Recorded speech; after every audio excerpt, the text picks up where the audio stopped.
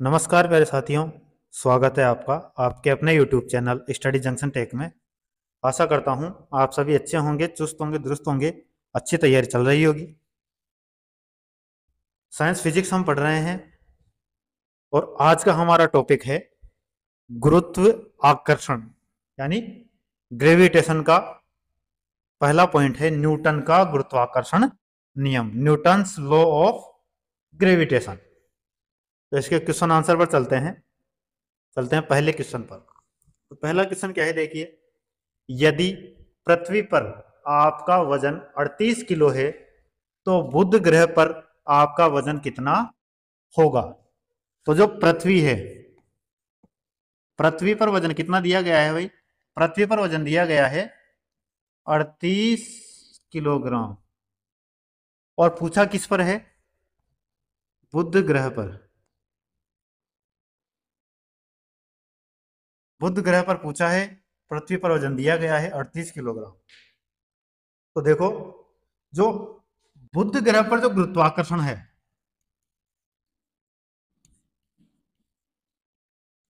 बुध ग्रह पर जो गुरुत्वाकर्षण है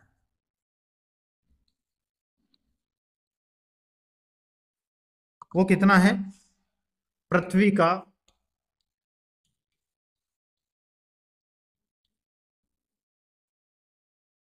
38% है। कितना होता है? पृथ्वी का 38% होता है। तो देखो, पृथ्वी पर कितना? 38 किलोग्राम। तो 38 किलोग्राम का 38% निकालेंगे तो प्रतिशत हटेगा, नीचे बटा में क्या आ जाएगा? 100। तो 38 × 38 यानी 38 का स्क्वायर कितना होता है?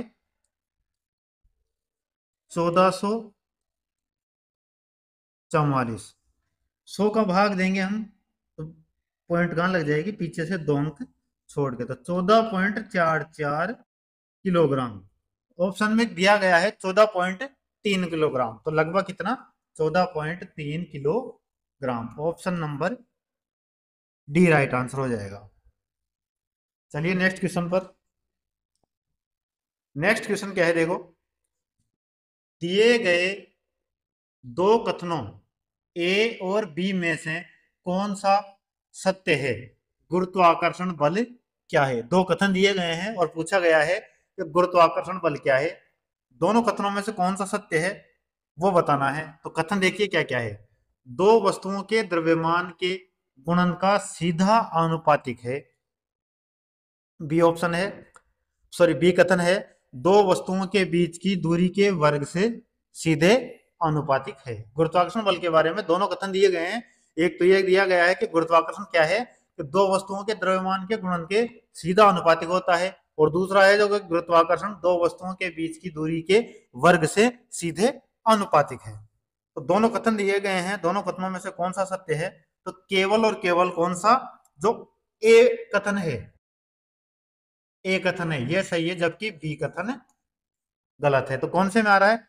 ऑप्शन नंबर बी सत्य जबकि ए सत्य। ये नहीं होगा, ए और बी दोनों सत्य नहीं होगा, केवल ए सत्य जबकि बी असत्य। Option number D right answer होगा।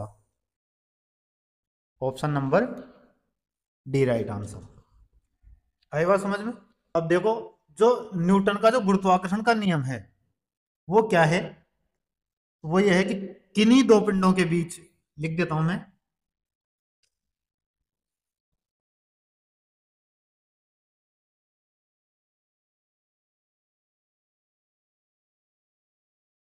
ब्रह्मांड में स्थित किन्हीं दो पिंडों, किन्हीं दो पिंडों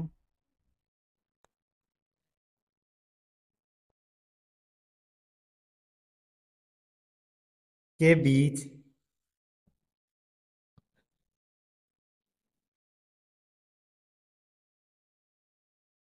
कार्य करने वाला आकर्षण बल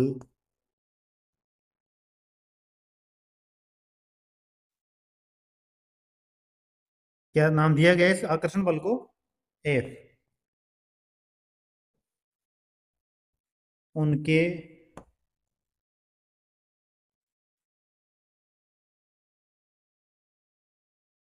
द्रव्यमानों m1 व m2, दो पिंड हैं, दोनों पिंडों का द्रव्यमान क्या क्या है? m1 और m2 के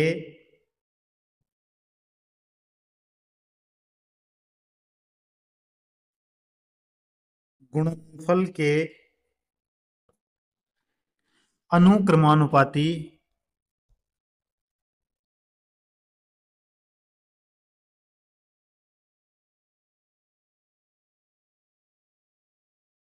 तथा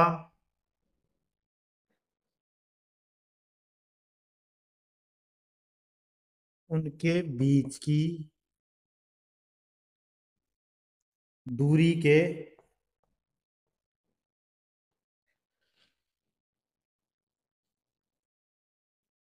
वर्ग के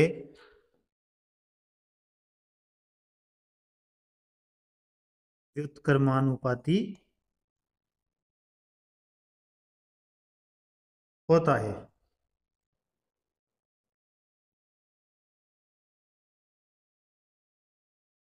आए बात समझ में? तो अब जो इसका फॉर्मूला जो बनता है वो क्या बन जाता है? एफ बराबर, सबसे पहले देखो, एफ समानुपाती m1 m2 बटा r का स्क्वायर। एफ समानुपाती यानी गुरुत्वाकर्षण बल किसके समानुपाती होता है? m1 इंटू m2, दोनों पिंडों का जो द्रव्यमान है उनके गुणनफल बटा में उनके बीच की जो दूरी है यानी r का स्क्वायर, उसके दूरी के स्क्वायर के बराबर। फिर दूसरा क्या होगा? या एफ बराबर, इधर तो क्या था? समानुपाती का, इधर क्या हो जाएगा? एफ बराबर जी m1 m2 बटा r का स्क्वायर। अब ये g क्या है? g एक नियतांक है, g एक नियतांक है। नियतांक का मतलब क्या है? इसकी क्या है? वैल्यू फिक्स है। क्या है इसका मान? g का मान क्या है? g बराबर 6.67 इंटू 10⁻11 यानी कि 6.67 बटा 10⁻11 न्यूटन मीटर स्क्वायर प्रति किलोग्राम स्क्वायर। आई बात समझ में? ये क्या है? जी की वैल्यू है। चलिए नेक्स्ट क्वेश्चन है, सार्वत्रिक गुरुत्वाकर्षण नियतांक जी का एसआई मात्रक क्या है? अभी जस्ट पहले क्वेश्चन बताया, देखो क्या होगा? न्यूटन मीटर स्क्वायर प्रति किलोग्राम स्क्वायर। तो कौन सा हो जाएगा भाई इसमें?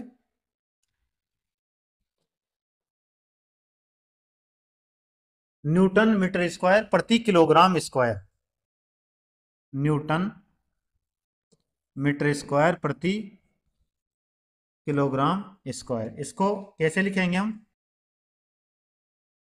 न्यूटन मीटर स्क्वायर बटा में किलोग्राम का स्क्वायर। जब ये बटा किलोग्राम स्क्वायर ऊपर जाएगा तो जो पावर है ये किस में बदल जाएगी? माइनस में। तो ये क्या बन जाएगा? Newton metre square, sorry, metre square kilogram की पावर -2। और ये किस में दे रखा है? ऑप्शन नंबर बी में, न्यूटन मीटर स्क्वायर किलोग्राम की पावर -2। नेक्स्ट क्वेश्चन, निम्न में से कौन सा प्लेनेटरी बॉडीज के लिए केपलर के नियमों में से एक सही है? चार दिए गए हैं, कौन कौन से देखो। एक ग्रह का ग्रहपथ दो केंद्र बिंदुओं में से एक पर सूर्य के साथ एक अंडाकार होता है। बी क्या है देखो, एक ग्रह और सूर्य को जोड़ने वाली एक रेखाखंड समय के बराबर अंतराल के दौरान बाहर बराबर क्षेत्रफल बनाती है। फिर सी है, एक यह कि कक्षीय अवधि का वर्ग अपने ग्रह पथ की अर्ध प्रमुख दूरी के घन के अनुपातिक होती है। और डी ऑप्शन है, कक्षीय यानी ऑर्बिटल अवधि ग्रह के द्रव्यमान पर निर्भर होती है। यानी कक्षीय अवधि क्या है, ग्रह के द्रव्यमान पर निर्भर होती है। तो जो चारों में से जो सही नियम है वो कौन सा है, तो वो होगा ऑप्शन नंबर डी, कक्षीय अवधि ग्रह के द्रव्यमान पर निर्भर करती है। Option number D right answer होगा। अब देखिए, जो केपलर ने जो नियम दिए थे वो लिखवा देता हूं मैं। केपलर ने 3 नियम दिए थे, वो क्या क्या है। पहला नियम क्या है, तो पहला नियम कहता है कि सभी जो ग्रह हैं,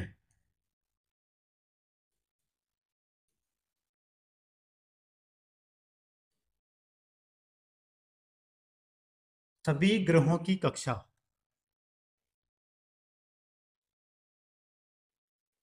सभी ग्रहों की कक्षा दीर्घ वृत्ताकार होती है।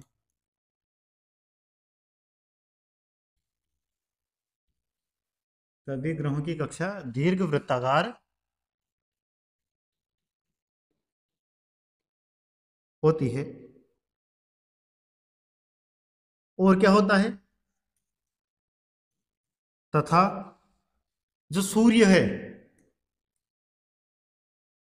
वो कहाँ स्थित होता है, इस ये जो कक्षा है इस कक्षा के नाभिक पर। सूर्य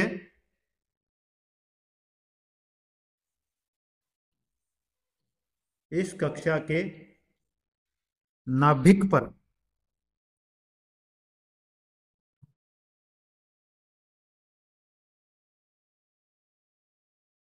स्थित होता है, या नाभिक पर होता है।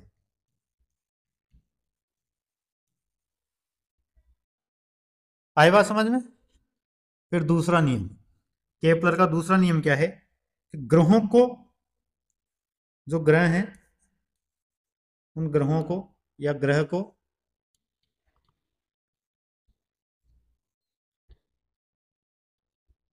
सूर्य से जोड़ने वाली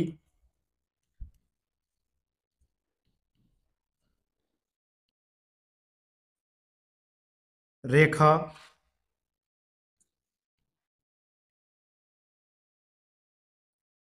समान समयांतराल में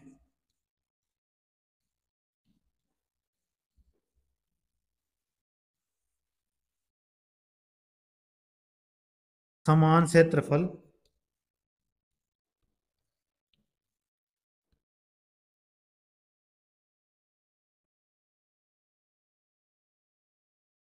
तय करती है। फिर तीसरा नियम क्या है, तो तीसरा नियम है, ग्रह द्वारा ग्रह द्वारा सूर्य की परिक्रमा के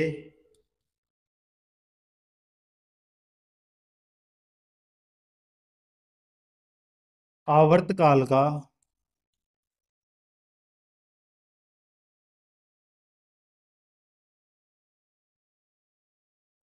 वर्ग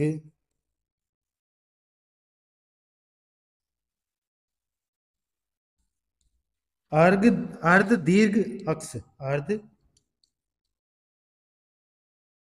दीर्घ अक्ष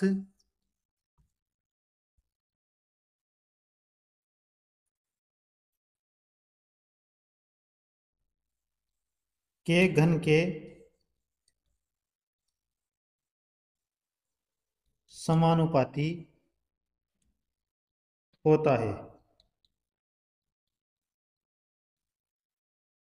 आई बात समझ में। तो ये तीनों नियम थे जो केपलर ने प्रतिपादित किए थे या केपलर ने दिए थे। नेक्स्ट क्वेश्चन है, ग्रहों की गति के नियम की खोज किसने की थी। ऑप्शन क्या क्या है देखिए, गैलीलियो, आइंस्टीन, न्यूटन या फिर केपलर। तो ग्रहों की गति के जो नियम हैं वो किसने दिए थे, तो वो केपलर ने दिए थे, ऑप्शन नंबर डी। और इसका पूरा नाम क्या था केपलर का? तो केपलर का पूरा नाम क्या था? Johannes Kepler. Johannes Kepler. अब देखो, जिस पुस्तक में ये नियम दिए थे उस पुस्तक का नाम क्या था? उस पुस्तक का नाम था एस्ट्रोनोमिया नोवा।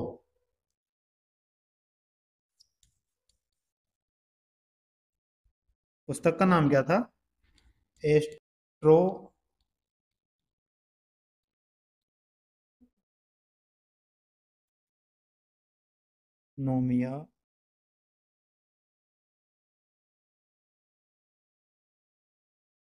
नोवा। कब प्रतिपादित की थी ये पुस्तक उसने, यानी कि कब पुस्तक लिखी थी ये? तो 1609 में, वर्ष 1609 में। चलो आगे।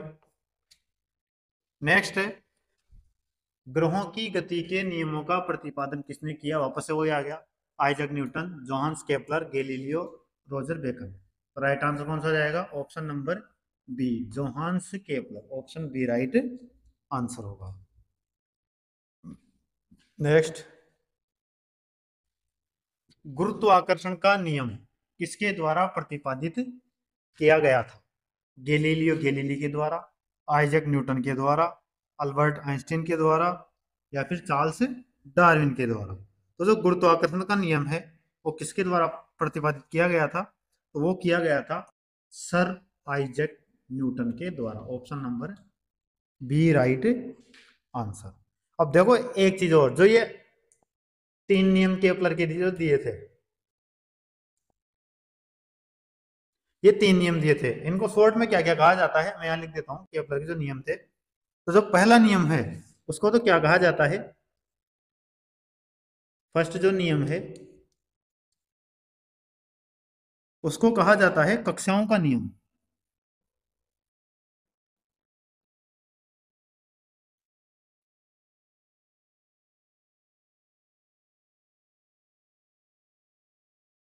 जो दूसरा है उसे क्या कहा जाता है, दूसरे नियम को?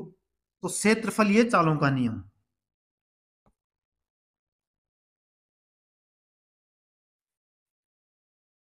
क्षेत्रफलीय चालों का नियम।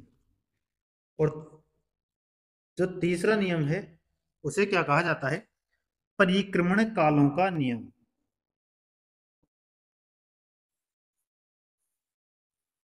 परिक्रमण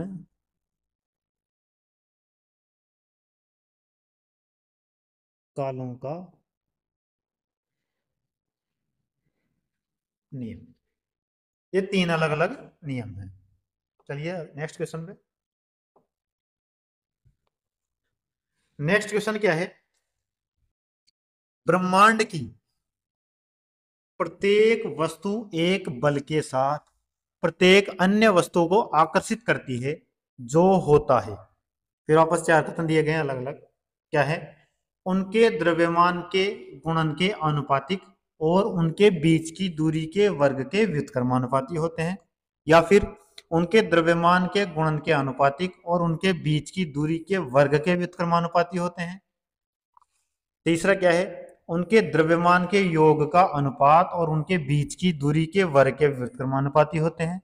और डी है, उनके द्रव्यमान के गुणन के व्युत्क्रमानुपाती और उनके बीच की दूरी के वर्ग के आनुपातिक होते हैं। तो जो गुरुत्वाकर्षण बल है उसके बारे में पूछा गया है, तो क्या क्या हो जाएगा भाई ये? अब जो देखो गुरुत्वाकर्षण का नियम था वो क्या था? एरा। क्या नियम था?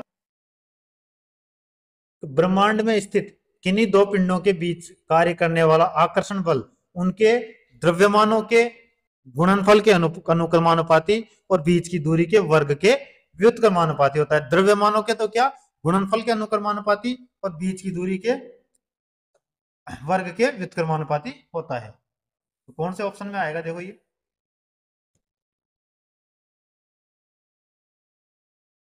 द्रव्यमानों के गुणन के अनुपाती और उनके बीच की दूरी के वर्ग के व्युत्क्रमानुपाती।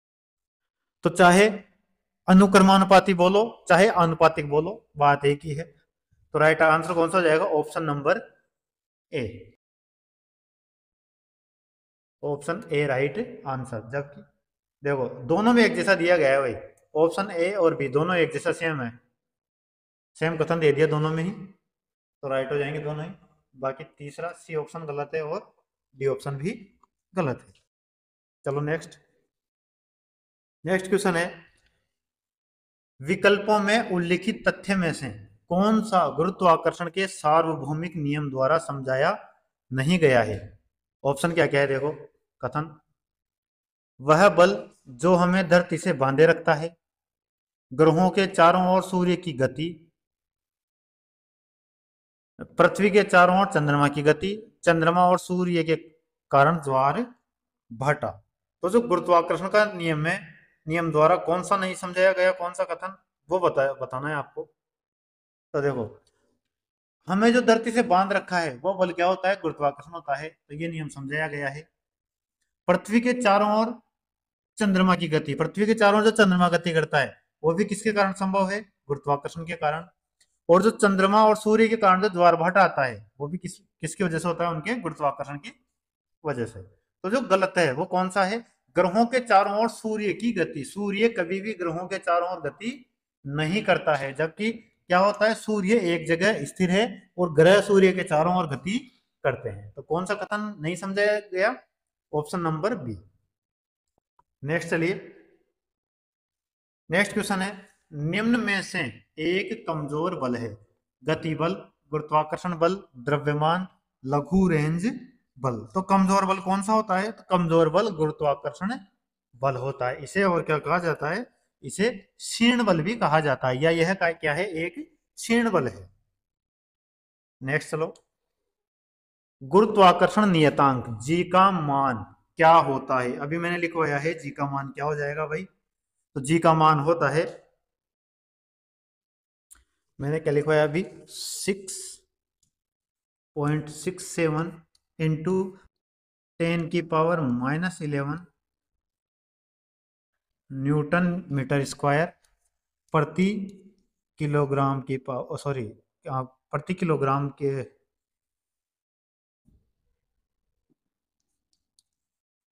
किलोग्राम की पावर -2। तो चारों ऑप्शन में से कौन सा होगा? देखो 6.6734 इंटू 10⁻11 मीटर स्क्वायर प्रति किलोग्राम स्क्वायर, ये नहीं होगा। 6.67408 इंटू 10⁻11, यहाँ तक तो देखो सब में लगभग सेम है।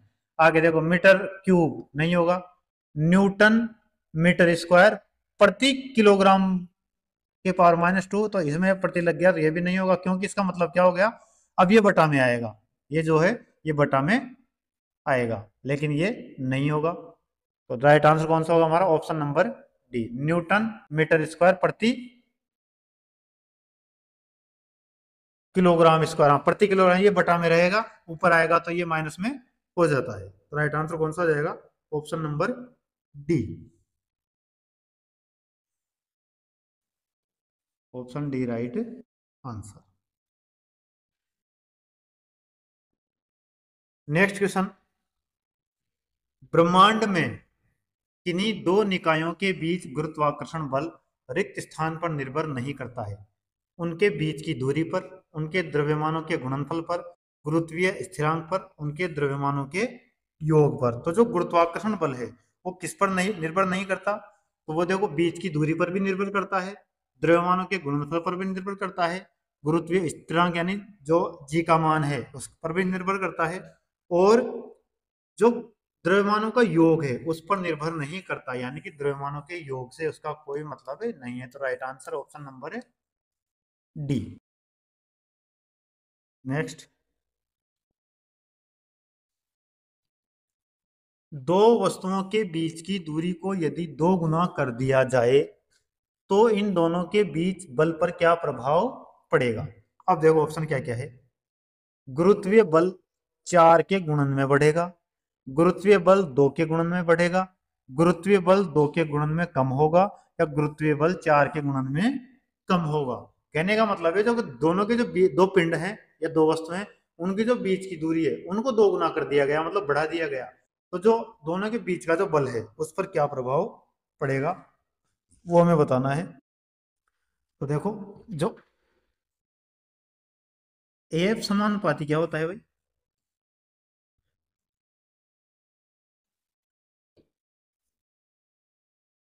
एक बटा डी का स्क्वायर। अब हमें क्या करना है, उनके जो बीच की दूरी कौन सी थी? डी।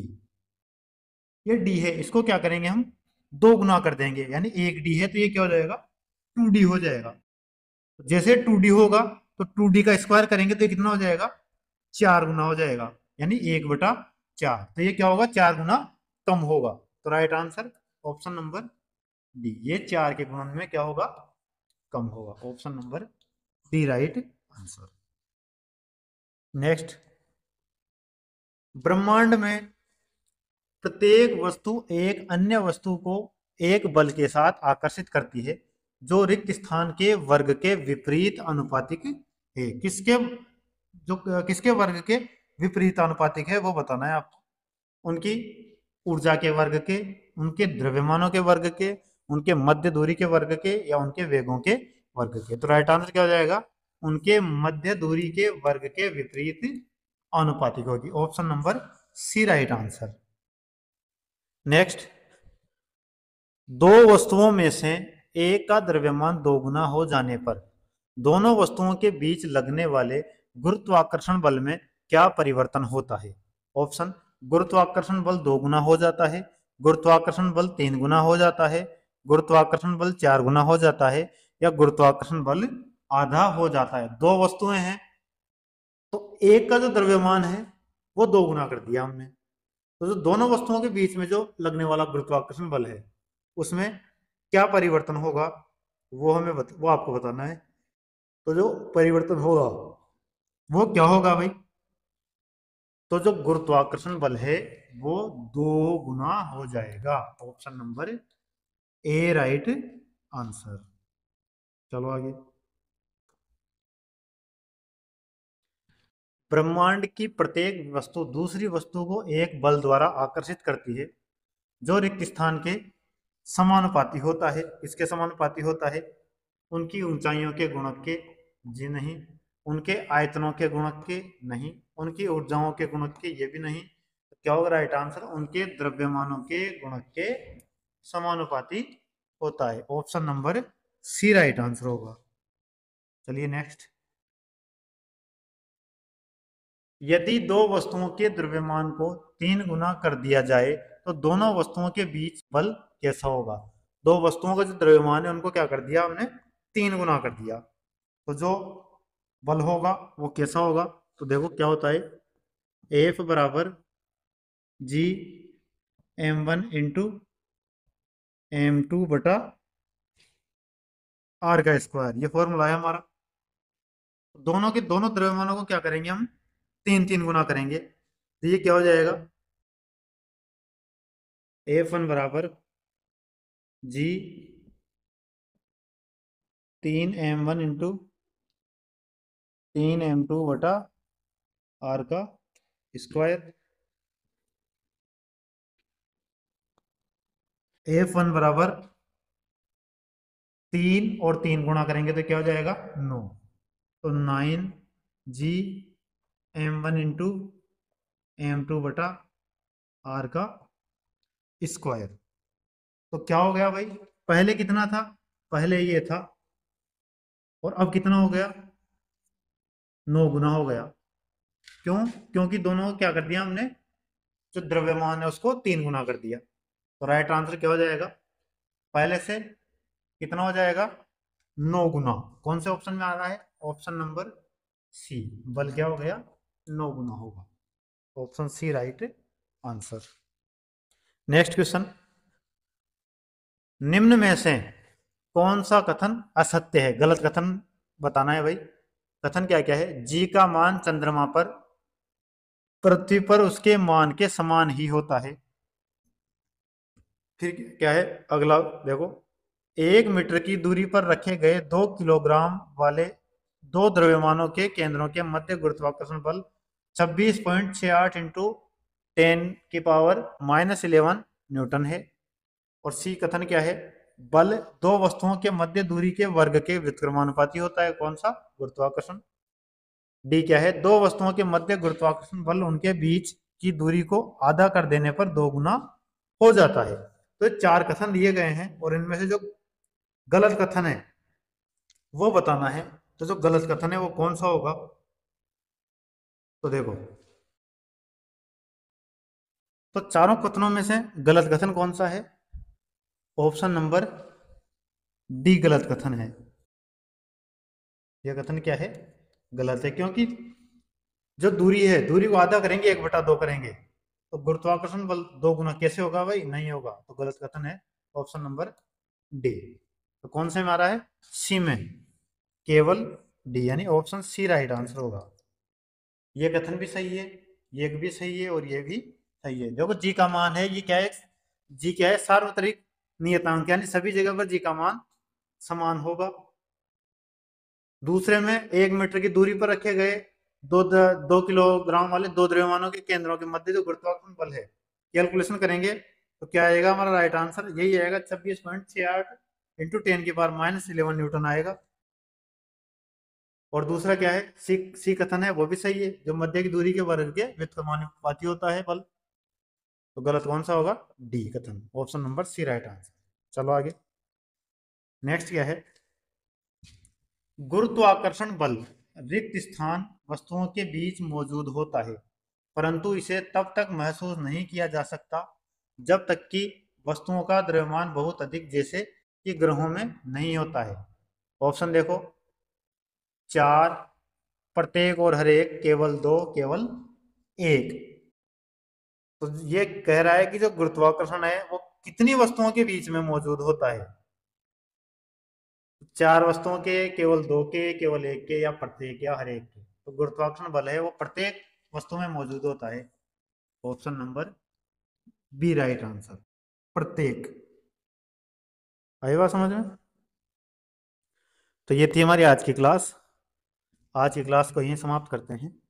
क्लास की पीडीएफ आपको हमारे Telegram channel Study Junction Tech पर मिल जाएगी। वहाँ से जाके आप पीडीएफ प्राप्त कर सकते हैं और अपनी तैयारी को और अधिक बेहतर बना सकते हैं। धन्यवाद।